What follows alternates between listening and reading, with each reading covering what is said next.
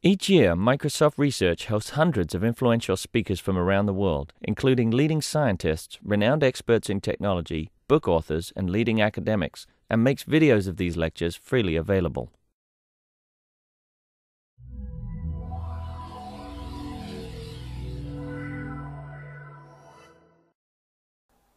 Hello, everyone, again. I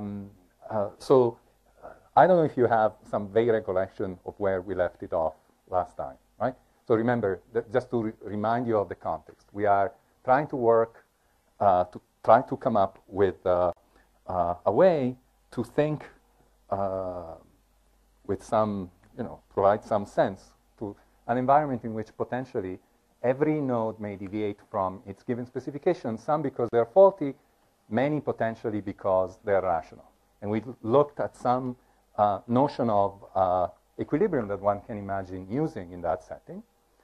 We looked at a possible model to think about this environment, this model that we call bar. And one thing that I've been trying to argue is that, at least for us, and I would argue that it may not be a bad strategy in general, it was very important as we were trying to solve this problem to be driven by actual applications.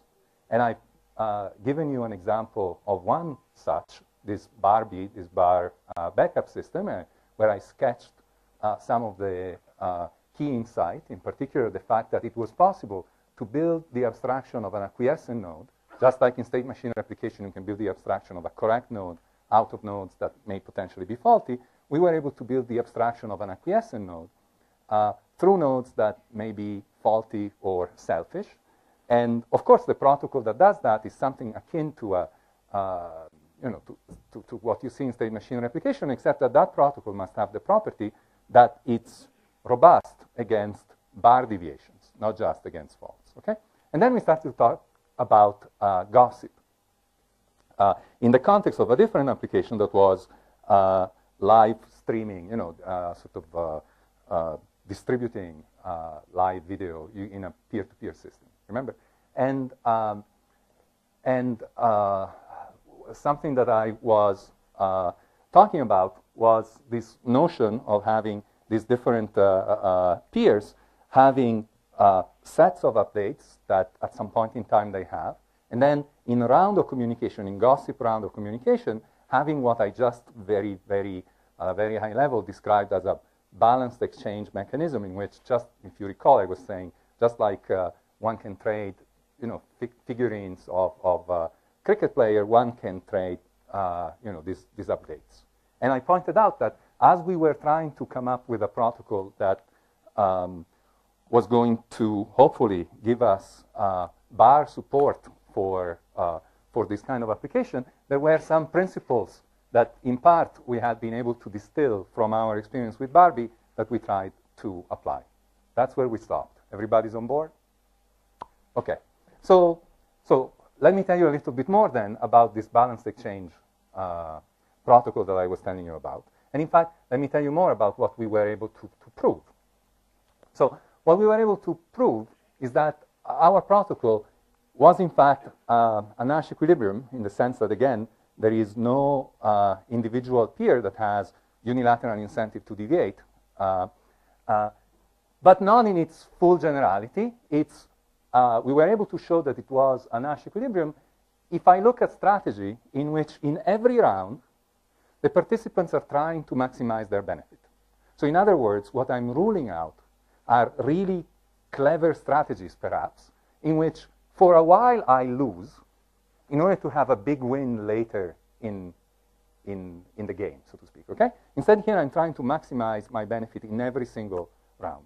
And it turns out that the way in which we went about it was to show that the different components of our protocol that you see listed here, each of them was incentive compatible, in the sense that selfish nodes had no incentive to deviate.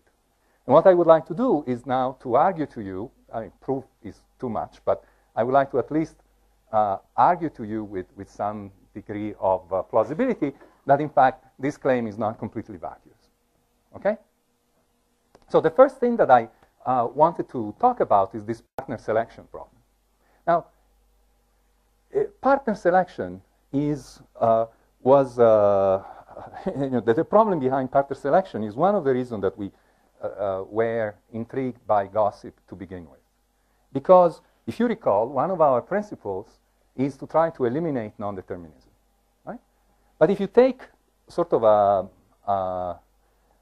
if you just look at gossip protocols, it seems that one of the great strengths of gossip protocol, in fact, something that gives them many of their really nice properties, is that there is freedom in deciding whom you're going to pick as the next partner with whom you're going to communicate, right?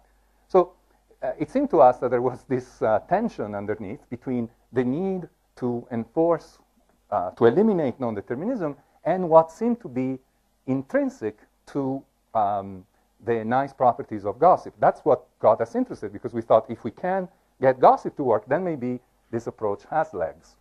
We can do something with it. So in particular, the problem that we were facing is that nodes, as they pick a partner, may actually be partial to certain partners as opposed to others, and not pick partners uniformly at random, like our friend Robert was describing to us.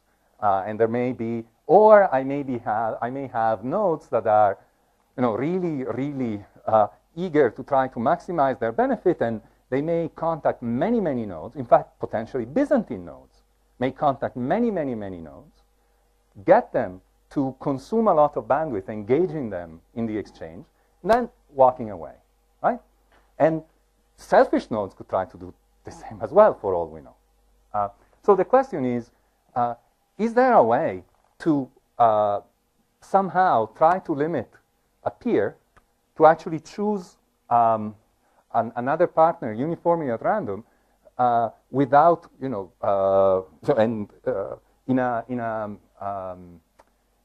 without giving up our hope to actually keep non-determinism in check? And the idea that we came up here is again an idea that is based in some way on the principle of restricting choice. And here is how we thought about it. So remember that this protocol proceeds in rounds, right? And you may recall that we were assuming that these different nodes have signatures, the ability to produce signature. They have, public-private cryptography available to them. So here is the idea. Suppose that I am node A.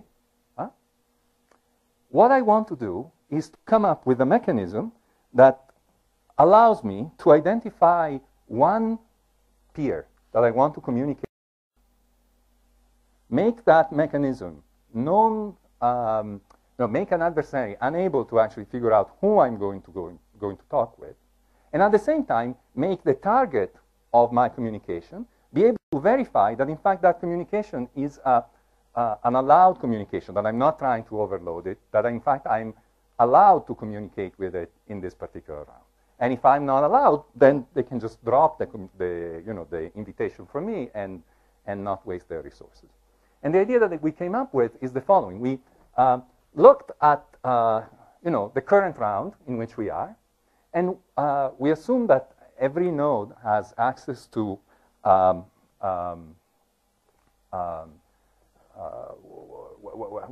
does PRNG stand for? Basically, random number generator, right?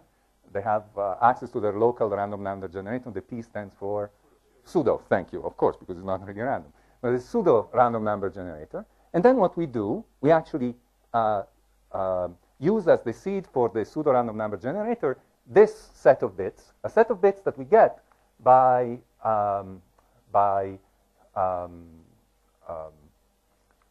encoding the current round with the private key of the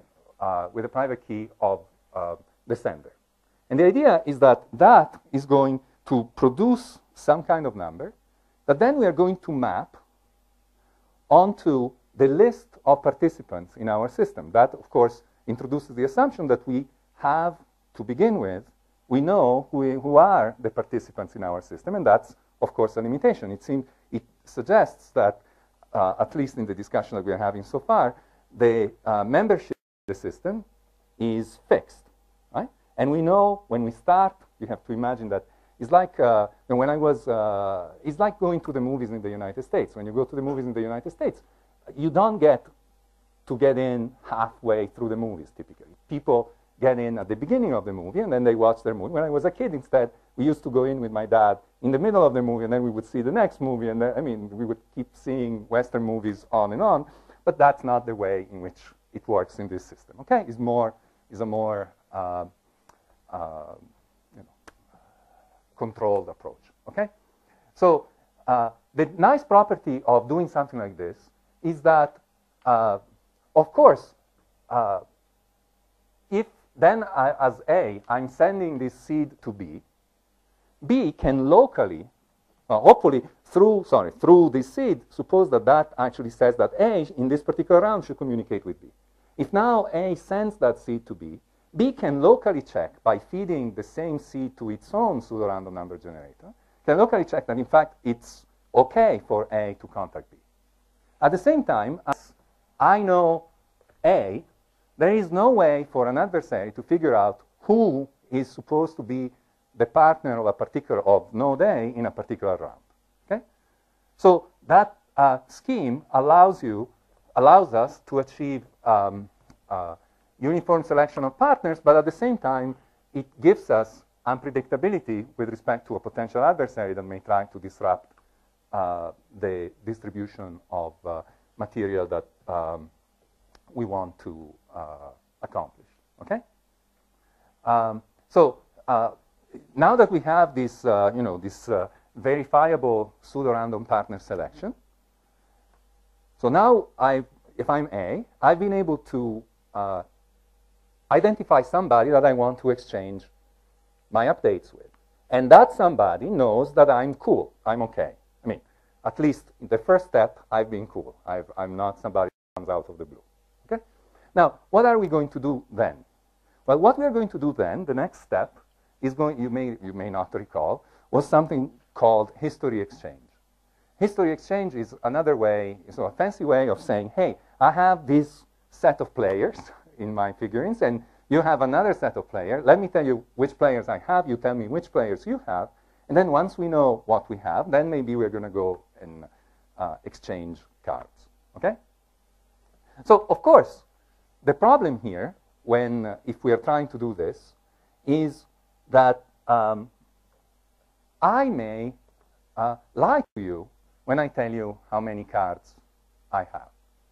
Right? Or in fact, if I tell you not how many cards I have, when I tell you which cards I have, I may claim that I have way more cards than I actually have because I'm trying to get you to give me more cards than you would otherwise. Or I may want to be cagey and not tell you that I have certain cards because for whatever reason. Okay? Because maybe I want to give them to my friend instead of giving them to you. So, maybe I don't want to just show you the set of cards that I have before having a chance to see the set of cards that you have, right? You could imagine that there is a situation in which I have a set of cards, and before I show you all the cool cards that I have, I want to see what you have, and only then I'm going to show you that I have these cool cards. Otherwise, I'm not going to show you. Huh? But the problem is that, of course, if I tell you the cards that I have, then the cat is out of the bag, right? Now, you get a chance to say, oh, really? Well, I really have nothing for you. I'm really sorry. Okay? So, is there a way to be able to have them somehow, be able to make sure that this exchange is going to be, of history is going to take place in a way that is resistant to strategic thinking? And the idea here is the following. The idea is that what we are going to do is actually have each of the parties have to commit to a history before they know what is the history of the other side. And the way in which we achieve that is A, when he wants to initiate the whole exchange, what it does, it actually, together with its initial message, it actually sends a hash of its own history, of the history of updates that it says to have. Okay? Now, B, instead, is going to respond with its history in clear. And now, of course, both A and B have committed to a history without really knowing what is the history of the other side. A has committed to the history that it has in the hash because once finally it sends its own history, it better be the case that the two histories match, or otherwise B will have what we have called a POM, a proof of misbehavior, that then it will be able to present to the authority, for instance, the broadcaster, saying this guy should be out. And it's a POM because all of these statements are actually signed by A. So A is truly gotten red-handed if there is an inconsistency at this level. Okay? So, first we pick somebody, then we exchange the histories, and then, after we have looked at the histories, on the basis of the histories, what we are going to do is to identify the maximum number of, remember that we have this assumption that we are going to try to maximize benefit in every round, so we're going to try to find the maximum number of updates that, so the number of updates that allows us to maximize the exchange, okay? And the way in which we are going to do this, ideally, the way in which we would like to do it is the following.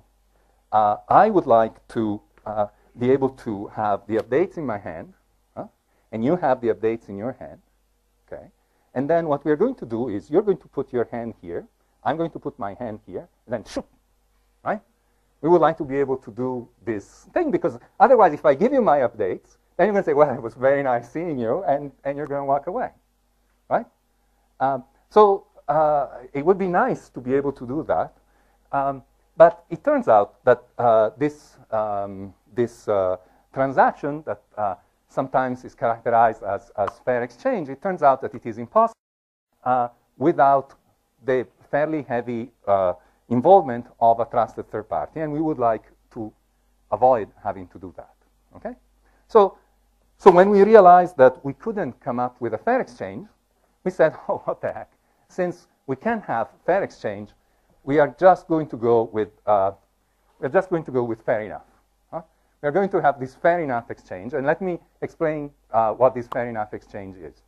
To explain the fair enough exchange, what you have to imagine, perhaps they're not very popular here in India, but they were very popular in Europe when I was growing up. There were these movies about the Cold War, typically in Berlin, Checkpoint Charlie in Berlin, and there would be fog, there would be people with trenches that would have a small suitcase, and they would be walking in the fog through this bridge, and on the other side of the bridge there are the other guys, and on the other side there would be somebody with a similar suitcase that would be walking in the other direction, right?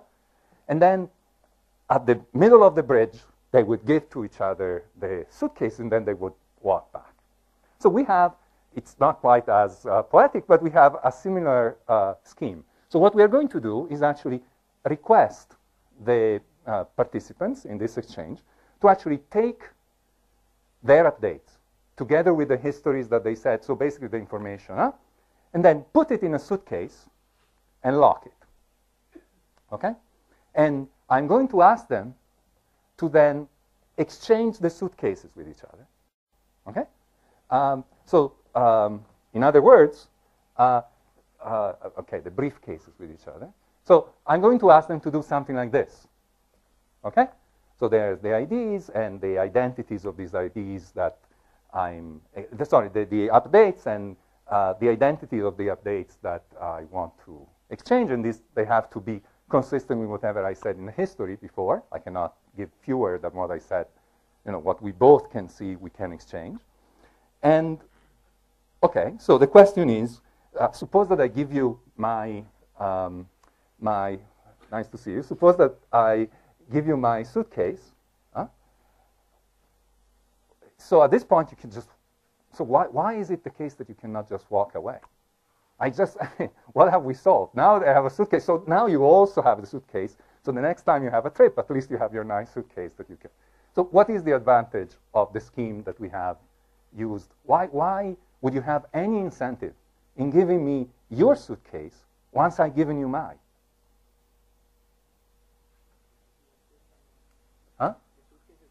Yeah, the suitcase is locked. The suitcase is locked. So if you want to see my key, you better give me your suitcase, or otherwise you're never going to see the key. So you could have this suitcase as a memento of our encounter, but otherwise it wouldn't be very useful.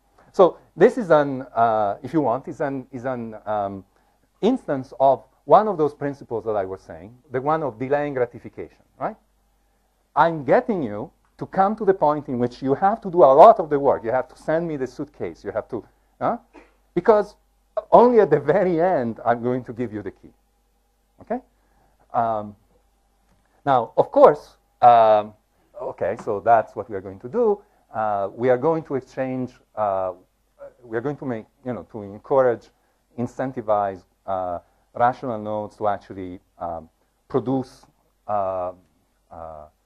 appropriate briefcases by making sure that if they don't, they're going to be caught. Okay? And they're going to be, it's going to be basically, it's going to, receiving an ill-formed briefcase is going to constitute a proof of misbehavior. It's going to be one of these pawns. Okay? Yes? See, the problem is that there are always smart people in the audience. So the problem is the key exchange now.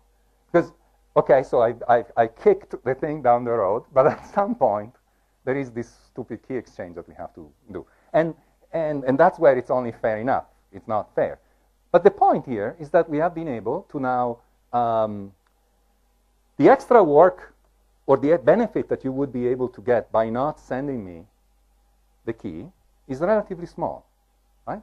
Because there are relatively few bits that you will have to send me. So what I'm going to try to do is to nudge you into wanting to do that, okay? And a scheme that one could imagine using, if we want to do the, once we have done the briefcase exchange, is the following.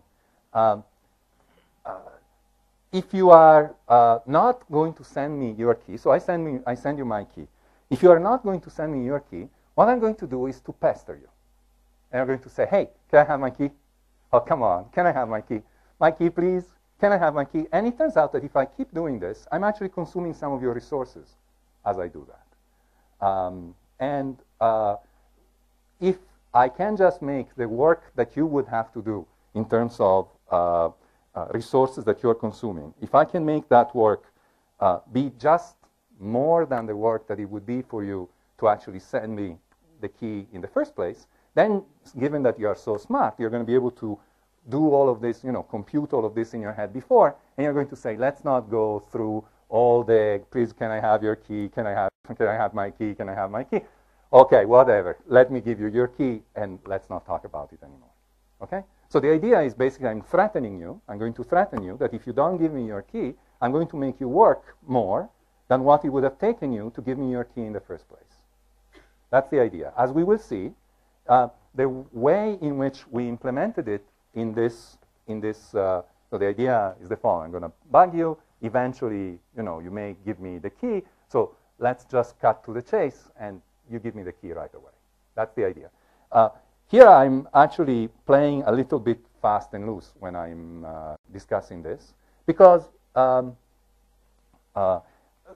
first of all, under the assumption that we had in the paper that I haven't fully spelled out, in particular, under the assumption that nodes, when they, so when A decides to pester, suppose that I pester you once, you don't respond. I pester you twice, you don't respond. I pester you thrice, you don't respond. I pester you 100 times, you don't respond. Does it make sense for me to pester you 101 times? Am I throwing, good bits after bad, so to speak? So it's not enough to say that I'm threatening you. I can threaten you. Remember last time we talked about credible threats. So is the threat that I'm actually going to pester you credible or not? Because pestering costs to you too. So you may not want to pester. If in fact, if you're convinced that the other guy will not give you the key anyway, you shouldn't pester. But if you don't pester, the other guy is certainly not going to give you the key. I can make the reasoning proceed in the other direction as well. Just as I have argued a moment ago that this guy will send the key in advance, I could argue that this guy is not going to pester. So under the assumption that we had, the assumption that this last exchange was actually performed using UDP, and that A, if it didn't see the, if it didn't see a response, was actually considering the network to be responsible for the fact that it didn't get a response. The message had been lost, and therefore that's why it kept on pinging. We could squeeze by, but of course it's not a fully satisfactory answer. And if we have time, hopefully we're going to see something a little more satisfying towards the end of our discussion today. But that's the idea of our balanced exchange protocol, where again we are pestering, and we try to circumvent this fair exchange impossibility using this fair enough scheme. And if you try to use balanced exchange, what you're seeing, and you run it doing the same experiment that I showed you last time in terms of the reliability when I was using a SAD as opposed to when I was using a gossip protocol that was not designed for a bar environment. You can actually see a line that looks much better than before, right? Before you saw that the probability of receiving an update was collapsing. Here it seems pretty good. So there are, in some respect, this seems encouraging. But not everything that shines is actually gold. So let me tell you, the dirty.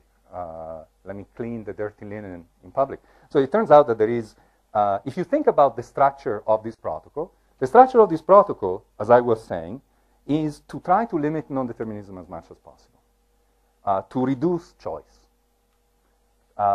Reducing choice in particular meant, and reducing non-determinism meant that we had these fixed, for instance, membership was fixed. Patterns of communication are very ingrained, right? There is little flexibility, but the network in which we are acting changes, right, over time. And yet, once my pseudo-random, verifiable pseudo-random partner selection tells me that I have to speak with you, you are the only one I can speak with that round. So I lose some flexibility, right? There is this, I found there is some kind of preacher, American preacher in the 19th century that says that obedience sums up our entire duty. Now, that may well be the case, but it turns out that it doesn't really work for gossip protocols. Because if you look, for instance, at the business of having a deterministic partner with which I'm going to exchange this particular set of items, not only I have this static membership, but I have this inflexible communication that actually means that what may happen is, again, there is no responsiveness to how the network may fluctuate. And also what may happen is that there may be, for instance, some nodes, just out of bad luck, that may end up being picked by a lot of other nodes. And these nodes may actually end up becoming overloaded. And as a result of that, nodes may not be able to actually keep up with all their duties in being able to respond to all of these requests. And as a result, jitter may occur. So in fact, if you look at the figure about jitter, what you see is that there were, in about, you had something like 20% of peers that were experiencing one anomaly. They were missing one updates in about 4% of the rounds. Now, if you if you look at the numbers that we had for those experiments, 4% of the round pretty meant that you felt either a quirk in the video or in the audio about once every minute. And that's really not acceptable, right? And that's not all. there is this issue of, one of the techniques that we used was the idea of balancing costs to make sure that, as you recall, the idea is that I would like to make sure that doing the virtuous thing is, or actually doing the devious thing is going to be at least as expensive as doing the virtuous thing. Sometime, in order to be able to do that, I had to introduce some artificiality in the system. In fact, occasionally the protocol was forcing nodes to send junk to other nodes, because basically, if the protocol was requiring, in some circumstances, the correct protocol was requiring to send a message to another node, if you didn't have something honest to send to that other node, I didn't want to give you the flexibility to say, oh, non-deterministically, it just happens that I have nothing to send. You had to send something anyway, and that something was either going to be what you ought to have sent, or a sequence of bits that was equivalent to what you ought to have sent, so that if you had actually something meaningful to send, you would rather send it. You see what I'm saying? So there is a cost that is involved in all of this. And in fact, if I look at the bandwidth consumption, suppose that I start with a data stream that is 200 kilobits per second. If you look at the average bandwidth that is required by bar gossip, it's not too bad, right? It's higher, but perhaps not too bad. And when I say not too bad, it's because what I'm thinking about is the kind of bandwidth that I would be able to get in the United States from home if I wanted to have peers at home being part of this delivery system. Okay? And that's the line that I would get. Okay? The problem is that the average was okay, but because of that imbalances and because of this waste in communication that I was discussing, if I look at what was the peak bandwidth that some node had to experience, is significantly higher than the bandwidth that I was going to be able to get from home, which meant that it was not going to be practical to use it from home. And then, of course, in order to be able to prove our equilibrium, there were a number of instances of really detailed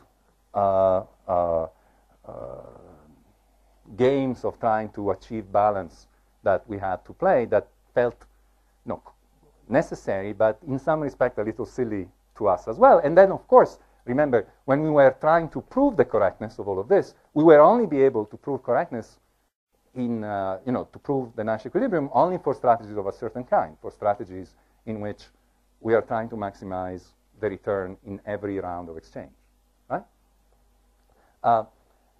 So if I look at our research agenda, remember we wanted to have a new model. Well, perhaps we are making some progress towards having a new model. Is the model usable? Well, yes and no, in the sense that yes, we were able to build these systems, but it's not completely trivial. Whenever you have to build such a system, it's still not completely trivial to, far from completely trivial, to figure out how to design the system in order to make it meet the requirement of the model. And in terms of practicality, if I tell you that there is something that has, this significant jitter, doesn't work from home, has fixed membership, those are fairly significant limitations. Yes? Can't we reduce jitter by having some number with each processor that it has accepted these many number of requests? In part, that's what we are going to do next. Okay? Okay. So now, of course, one way to see this is to so on the one hand, you could say, well, if you see a pig flying, you don't really, comment on the style of the flying. You're just impressed that the pig is flying. And in a way, bar gossip is a flying pig, right? It's just kind of amazing that you can pull it off. But on the other hand, we were really trying to do something that was interesting. And the traditional response to scenarios like the one that I've given you would have been to say, well, you know what? Let's forget all of this proving stuff, all of this rigorous stuff. Let's do some hacks that are going to get us where we want to be in terms of performance. Argue that our system has, quote, incentives, unquote, prove nothing about it, and call it a day. Of course, well, that's exactly, no, that's not what we ended up doing.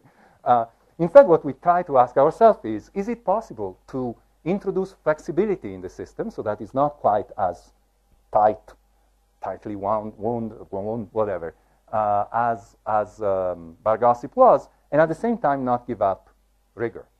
And the idea that came to us is an idea that is well known in game theory, the idea of epsilon Nash equilibrium. Epsilon Nash equilibrium is an equilibrium in which it is an equilibrium as long as the nodes, peers or whatever, the players in the system, cannot gain more than epsilon when they deviate. Okay?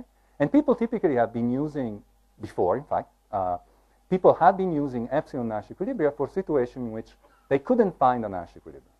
If you can't find a Nash equilibrium, the next best thing is an epsilon Nash equilibrium. But instead, we were the first to think, no. What we're going to do, even if there is a Nash equilibrium, is actually go for an epsilon Nash equilibrium and use that epsilon to give us the flexibility that we need in order to be able to adapt. And if we can keep the epsilon small, we are going to have guarantees, a precise guarantee about a bound on the amount of benefit that a selfish guy may gain, and at the same time have a system that is flexible. And if, again, the bound is small, maybe selfish guys it will not even be worth their while to deviate anyway. Okay, so that's the idea of another system that sort of the follower to Bar-Gossip that we devised, in which we are trying to bring together obedience on one hand and choice on the other. Choice is dangerous because of all the non-determinism that I was discussing before. I mean, of course, choice alone is easy. But the point is that you want to achieve choice and at the same time limit strategic behavior. And there are a bunch of techniques that we have used. And discussing in details any of these techniques would take a long time. I just wanted to have a slide that you can read that hints at some of these techniques. One such technique is the idea that you were proposing, Priyanka, of these reservations. So if I want to communicate with somebody, what I'm going to do is actually reserve my slot with somebody in advance. Okay? That reservation, by the way, is going to be verifiable using a variation of the technique that I described before. Okay? We have the ability to allow some imbalance, bounded, of course, some imbalance between the exchanges, so that if nodes have fallen behind, they may be able to catch up again. In the scheme that we had before, if because of the network, a node found itself falling behind, some communication didn't go through, once you are behind, if you have little, few cricket cards to actually exchange, nobody wants to play with you anymore. And then you're left, alone in a corner. And instead we are, warm-hearted people. There are that we use in order to avoid situations in which, what may happen is, suppose that I'm able to bound the number of peers that are actually going to come and talk to me. In fact, in our system, it turns out that it was possible to bound it to 4. Okay? At most, 4 people would be able to talk to you through this reservation system, except in some circumstances in which they could say, please, please, please, please help me, help me, help me, I really need you. Okay? But anyway, there was this bound. Now, suppose that I need, it turns out that I need 8 updates. And what may happen is actually, when I communicate with these 4 entities, to each of them I say that I need these 8 updates. And as a result, I'm going to get 32 updates, each 4 times. Kind of a waste, right? What would be nice would be if I were to be able to say, well, if I have this set of nodes that I'm going to communicate with, I'm going to ask these guys for this subset of updates, these other guys for this subset of updates, these other guys for this subset. But of course now, there is a possibility that I may not get some updates, because if whatever partner I chose for a particular update happens to be dead or whatever, I'm going not to be able to get that update. So one way in which we can make that a little more bearable is by using erasure coding, so that when we get a set of updates, there is going to be little chance that actually there is going to be complete redundancy. And yet there is going to be enough redundancy that we are going to be able to sustain the possibility that some of our partner may not be responsive. So a bunch of tricks. Okay, tricks, I mean. Oh, sorry. And also, yeah, I left, I was working on this yesterday night, as you can imagine. And we also introduced support for dynamic membership. So now, instead of the American movie theater, it's more like a radio. You can tune in, you can tune out. Okay? At any point in time, you can say, I would like to join, and I would like to leave. The way in which the membership is going to be distributed, so the way in which we're going to handle this is we're going to divide the execution in epochs, and for a certain epoch, there is going to be a membership that is going to be associated in that epoch. And typically, the membership for epoch I plus 2 is going to be decided at the end of epoch I. And during epoch I plus 1, we are going to use gossip to just chop the membership and just distribute it as we would distribute updates. Okay? At the same time, though, if you want to join in epoch I, you're going to be full part of the membership only in epoch I plus 2. And it's kind of a pain not to be able to, watch your favorite cricket team until epoch I plus 2 comes around, even though you join in epoch I. So we actually have a mechanism that allows new peers, to trade immediately with the world around them without running the risk of overwhelming the nodes that may already have been in the view in that particular epoch for a long time. If I have a bunch of nodes that join all at the same time, we don't want to we would like to have them begin interacting right away, and at the same time, we don't want this group of new joiners to actually overwhelm the nodes that were in the system to begin with, that suddenly get overwhelmed with a much larger number of requests. And the details of how we do that are cute, and I hope you're going to download the paper and you're going to read it. But if you look at the result of these tricks, you see that, before I was telling you about this jitterbug that was going on, here we really have, the fall of jitter. This is, remember, what we are able to do with balance exchange. This is the jitter that we experience with flight path. Okay? So significantly less jitter. If we look at the bandwidth, if I look at the average bandwidth, the bandwidth that we use in flight path is a little less than the bandwidth that normal bar gossip was using. But what is more interesting is that if I look at the peak bandwidth in flight path, is significantly less than the peak bandwidth in bar gossip, and more importantly, is to the left of the pink line of death. Okay? Now, I told you that we have this mechanism that to handle joining and leaving, churn in the system. And to give you a sense of the robustness of that mechanism, here is an experiment in which I have 50 nodes that are joining 50 other nodes at this point. So there are 50 nodes in the system, 50 more are joining. Okay? And here, what I'm showing you is what is the average bandwidth. And you can see that there is a little bit of up and down until we actually move into the epoch in which they are fully recognized as good citizens and things stabilize again. But what is interesting is that it turns out that the system is fairly robust. Here I have 50 joining 50. This is the graph that I get if I have 100 joining 50. Okay? This is if I have 200 joining 50. This is if I have 400 joining 50. So you can see it's really robust. Really robust. I mean, it's reasonably robust, right?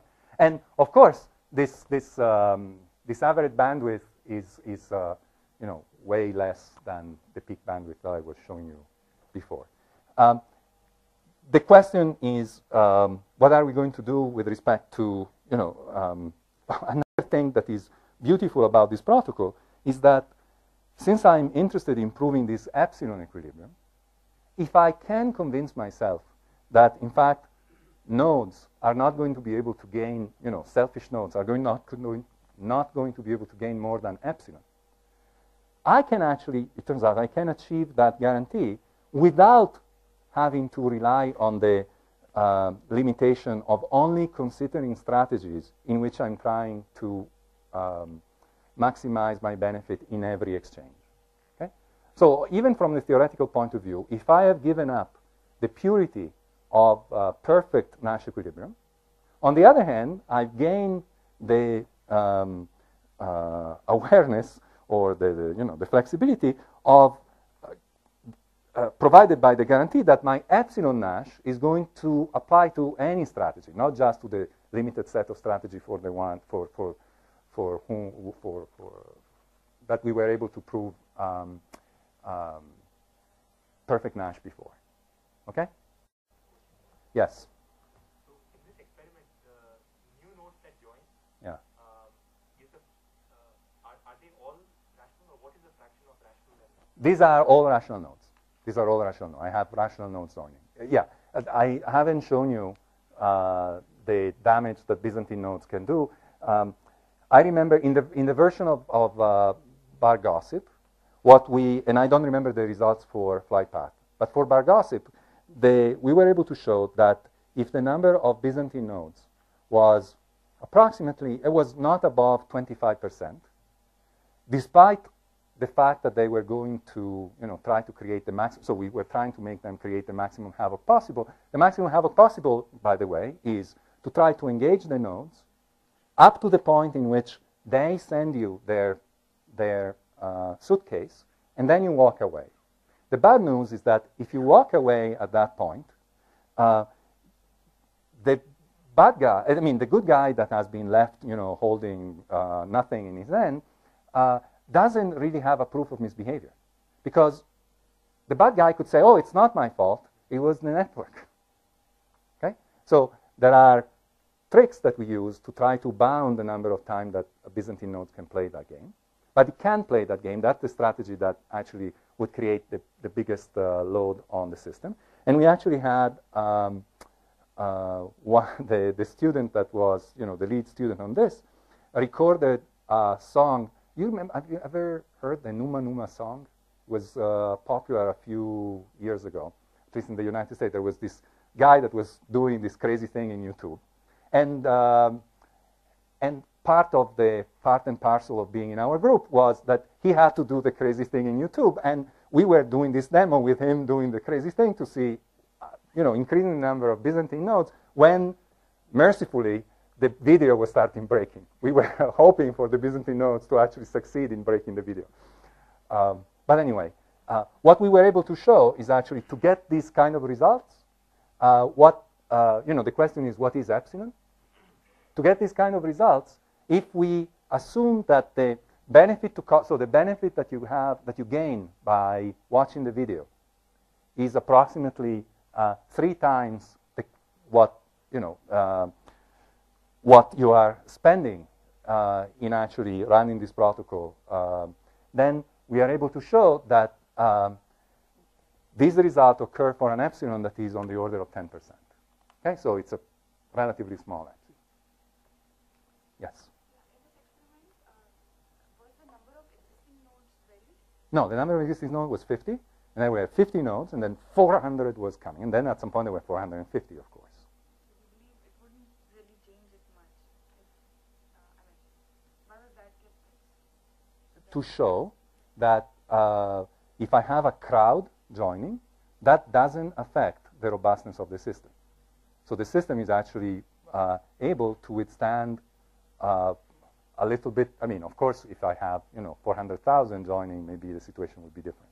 But was able to withstand crowds coming in a single moment without, the concern was I wanted to have these nodes, the newcomers, be able to exchange things and participate and start seeing the video basically immediately without overwhelming the 50 that were already part of the system.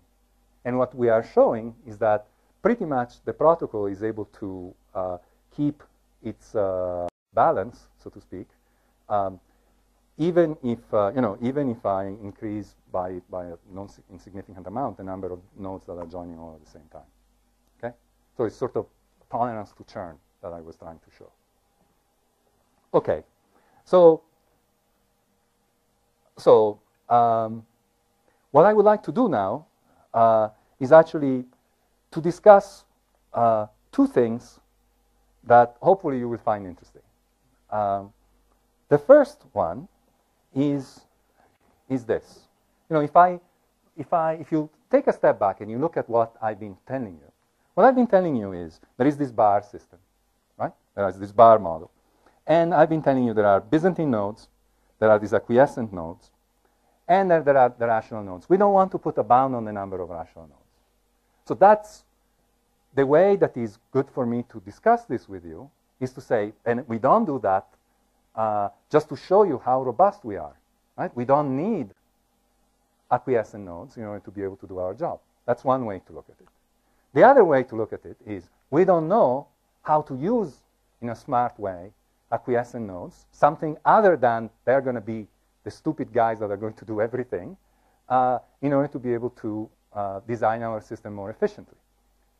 So if you look at the system that I was describing, okay, so there was the broadcaster, but there wasn't really a structured way to characterize the benefit that A could actually bring in bar.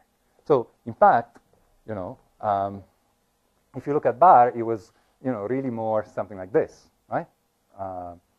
So the point is that in reality, in a system, there are acquiescent users.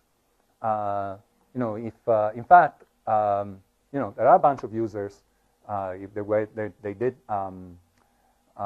study on Gnutella, that was, you know what Gnutella was, you know, a system to exchange music, and they find out that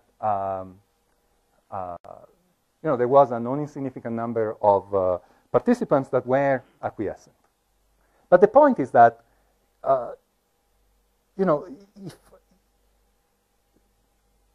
what you notice is that then over time, the number of acquiescent nodes tend to diminish. And the number of selfish nodes tend to increase. It almost seems that the very presence of the acquiescent node is what makes the selfish behavior possible. Right? So in fact, let me make my best impression of, you know, I guess you don't know Ayn Rand, but it's somebody who basically says that, well, I don't want to characterize what she says in too rough, but basically says that you should be able to fend for yourself, and all of this, you know, being nice to each other is sort of too bad. So here is this argument of, you know, why goodwill is a really bad idea. The reason that goodwill is a bad idea is because if you think about, again, if you think about it, is only because of unselfishness that, you know, free riding is possible, right? It's because there are these stupid people that are willing to give away all of this, you know, stuff that apparently they have no use for, that people are going to try to take advantage of them. And in fact, you know, the more free riders are in the system, you know, once you have this unselfishness, you have free riders are actually going to encourage more free riders. So in fact, the presence of a selfish node in the system is the reason why the system is so hard to be made incentive compatible, some may argue.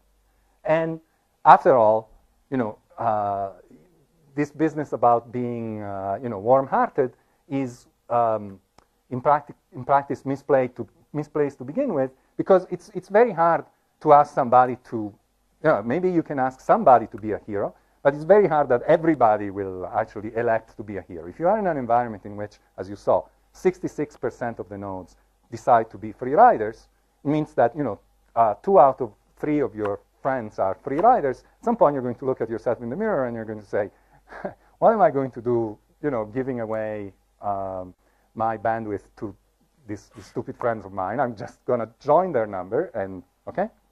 So So what I would like to discuss then is what is actually the role, if any, of altruistic nodes in enabling or, in fact, harming rational cooperation.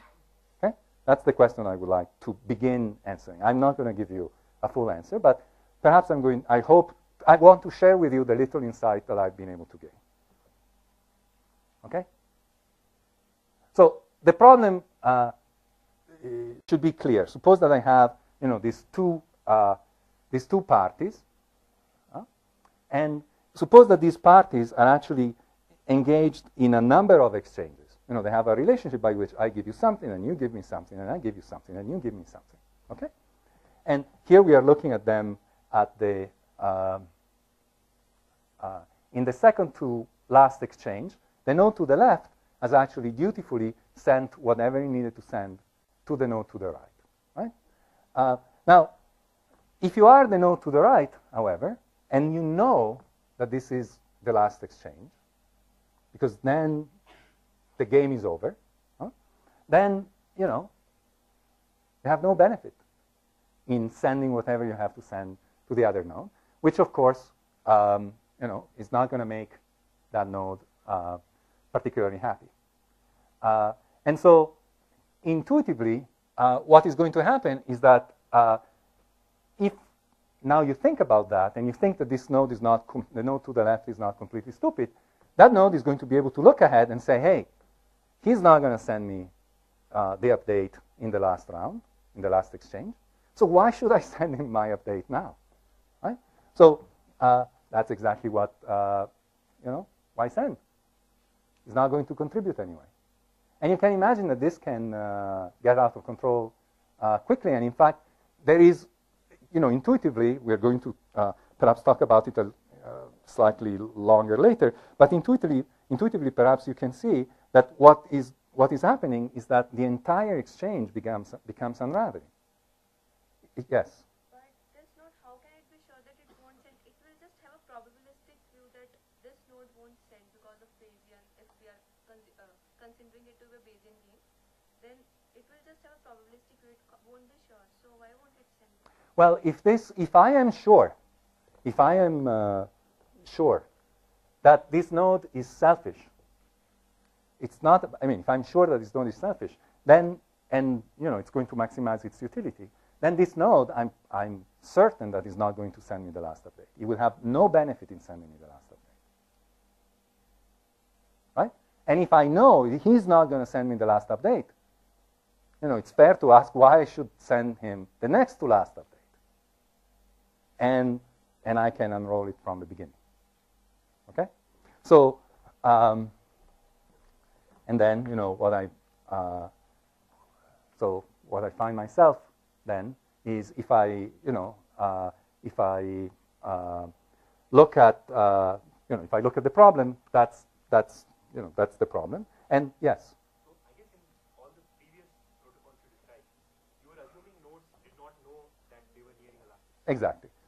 So let me then tell you what people have done so far to date to try to solve this problem. And there are really three techniques that people have been using: ignorance, apathy, or threat. Okay? So ignorance, the idea behind ignorance is precisely what Kapil was talking about, which is we're going to assume that nodes just don't know that they are at the end of the game. If they don't know that they are at the end of the game, then they are, readily going to send the last update because they don't know if this is the last update. It's unclear whether that is a tenable assumption. The other thing that you can do is something along the line of what I've tried to do when I talked about this epsilon Nash equilibrium, in which you just say, hey, what are a few bits left and right between friends? Right?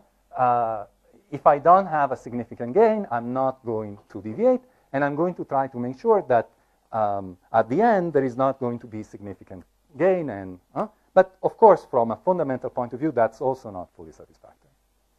The other thing that I could do is to threat. I tried to do that in when we did bar gossip.